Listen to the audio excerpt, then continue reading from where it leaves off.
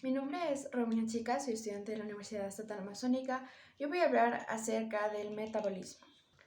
Cuando encontramos una célula individual o que esté en un conjunto, estas células nunca nunca se van a encontrar aisladas, ya que siempre están intercambiando materia y energía en su entorno, ya que todo lo que entra y toda la materia que sale o entra de la célula ha sido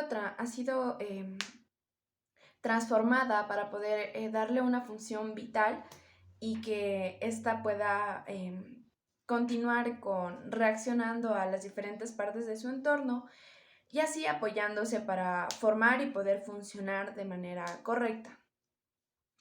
Todas estas acciones que se contribuyen para poder realizar, para que la célula pueda realizar diferentes cambios en el cuerpo, son gracias a las enzimas, ya que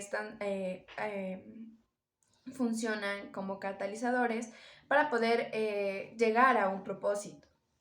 Esto es lo que se le conoce como metabolismo. Básicamente el metabolismo es el conjunto de enzimas que ayudan a que la célula pueda cumplir sus funciones en diferentes partes y tenga también su utilidad definida.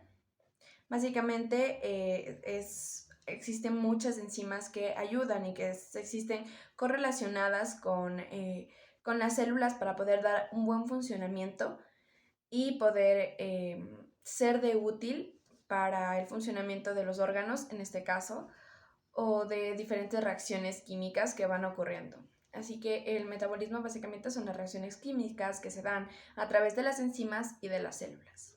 El metabolismo cumple con 4 objetivos principales para que éste se pueda desarrollar y de una mejor manera.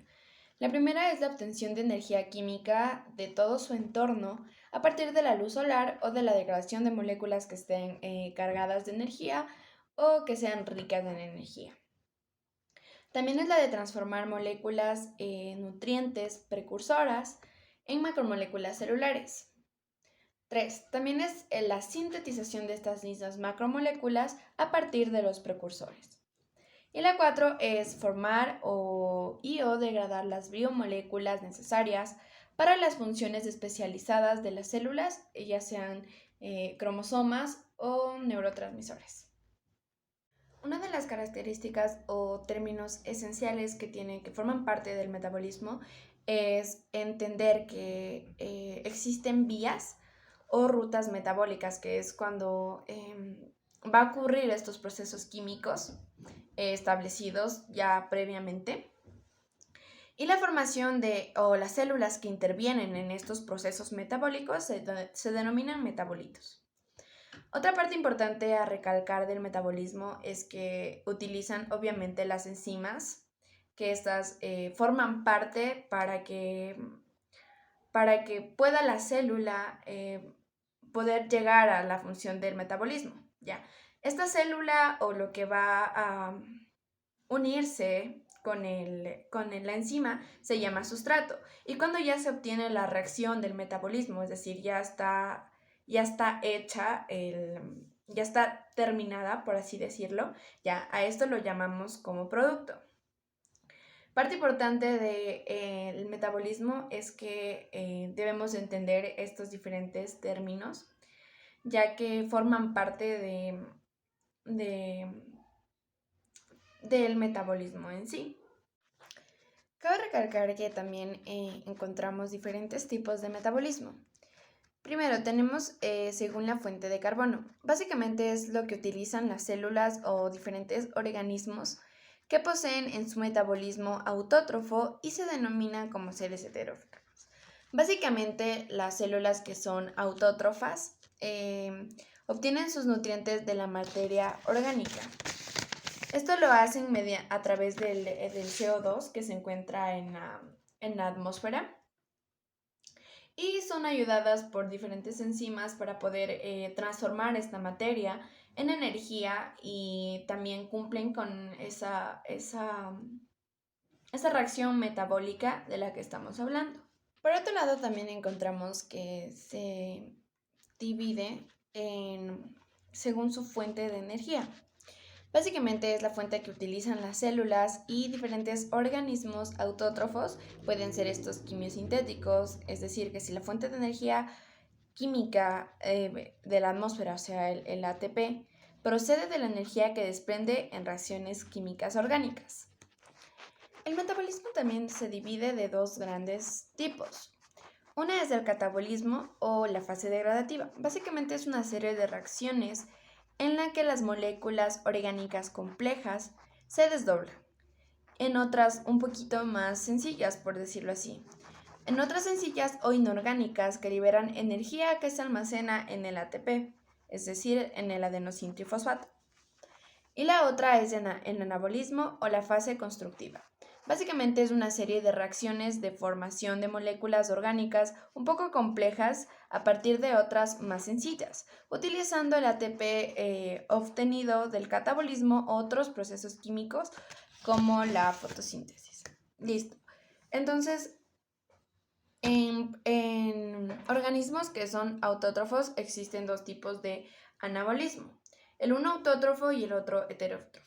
Básicamente en el anabolismo autótrofo que ellos manejan se rige se parte a través de moléculas inorgánicas como son el CO2 y el agua para poder formar moléculas un poco más sencillas como la glucosa. Y en el caso del metabolismo heterótrofo, encontramos el anabolismo, perdón, heterótrofo, encontramos en cambio que en esta de la molécula que antes se formó, es decir, del glucógeno, se forman otras más extensas, otras más complejas, ya sea el almidón. Y en el caso de los organismos heterótrofos, el anabolismo es casi similar, cumple, eso es como que el mismo proceso en los organismos autótrofos, pero la gran diferencia es que en estas ya interviene organismos externos, básicamente ya sean como la comida o el alimento, que los que adquieren del entorno, es decir, no lo producen ellos mismos.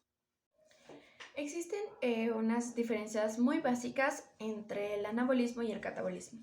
Por una parte, el anabolismo básicamente se trata de la síntesis de compuestos que llegan a partir del uso de energía, por decirlo de esa manera. Es decir, estos consumen la energía y de un sustrato pueden estar pueden liberarse muchos compuestos. Por otro lado, el catabolismo es muy diferente, es literalmente todo lo contrario, ya que este emplea acciones de oxidación y en el caso del anabolismo estas son de reducción. Entonces lo que hace es el desgaste de estos compuestos liberando la energía. Básicamente trata de esto, de la liberación de la energía en contraste de los procesos anabólicos. Básicamente es todo lo contrario para poder definir un poco y establecer estas diferencias entre el anabolismo y el catabolismo. Entonces, para definir un poco lo que es el catabolismo básicamente son son conjuntos de reacciones metabólicas en las que se requiere de liberar energía a través de, básicamente lo que su objetivo principal es convertir compuestos simples o sencillos compuestos complejos, transformarlos o que pasen a ser compuestos más simples. Como ya dije antes, liberando energía. Básicamente, una de las vías catalíticas más importantes que intervienen en el catabolismo son la respiración celular y las fermentaciones alcohólicas o lácticas, ya que estas van a ayudar con la energía para que se libere la energía de diferentes sustancias orgánicas. La respiración celular es parte vital para el catabolismo, ya que estas, como ya lo dije antes, son las que se encargan de liberar la energía. Entonces, en estos procesos catabólicos siempre se requiere de un receptor final para que se unan los electrones y a los átomos de hidrógenos y esta no se no se interrumpa este proceso de catabolismo. Básicamente a las moléculas o a los compuestos que tienen como receptor final el oxígeno molecular se las denomina como aerobias, y a las que tienen otros compuestos que no sean el oxígeno, ya sea el hidrógeno, el azufre o el nitrógeno, estas se las conoce como anaerobias. Existen diferentes tipos de fases para los procesos de catabolismo en el caso de tener organismos o moléculas anabólicas. En la primera fase, que es la fase inicial o la fase precursora, es en la que los nutrientes, las grandes moléculas de los nutrientes de los alimentos se degradan en sus cadenas principales.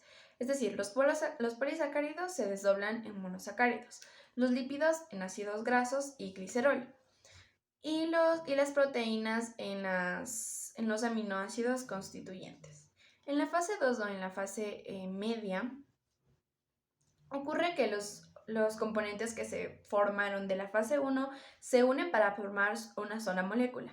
Esto tiene el nombre de acetilcoenzima. Básicamente la degradación de los ácidos grasos, el glicerol y otras reacciones químicas suceden en el hialoplasma, mientras que la degradación de los ácidos nucleicos suceden en la matriz mitocondrial. Y en la fase 3, en la última fase, en la fase final, básicamente la coenzima que se ha formado de la fase 2 pasa a formar parte de la respiración celular, del ciclo de Krebs, del transporte de electrones y de la fosforilación oxidativa, para poder así tener la facultad de formar CO2 y a su vez agua. Entonces, para poder explicar un poco más a detalle acerca de estas fases o lo que se constituye el catabolismo en organismos aerobios, básicamente es así. Primero se compone de los alimentos, que son los nutrientes. Estos nutrientes van degradándose de sus cadenas principales. Es decir, los polisacáridos se desdoblan en los monosacáridos. Las grasas se dividen en el glicerol y los ácidos grasos, y las proteínas en los aminoácidos, produciendo en el primer caso, en los monosacáridos producen la glicólisis, también el glicerol y también la formación de los aminoácidos. Los ácidos grasos también contribuyen a la formación de la acetilcoenzima, que es la que se forma a partir de los compuestos que salieron de la primera fase. Y estos intervienen y empiezan a formar parte en la fase 2 del ciclo de Krebs. El ciclo de Krebs es la parte 3, ya en donde las moléculas de la acetilcoenzima que se formó de la segunda fase tiene la facultad de poder intervenir en el ciclo de Krebs, a su vez en el transporte de electrones y en la fosforilación oxidativa, para poder así formar las moléculas de CO2 y de H2O2, en este caso constituida como agua.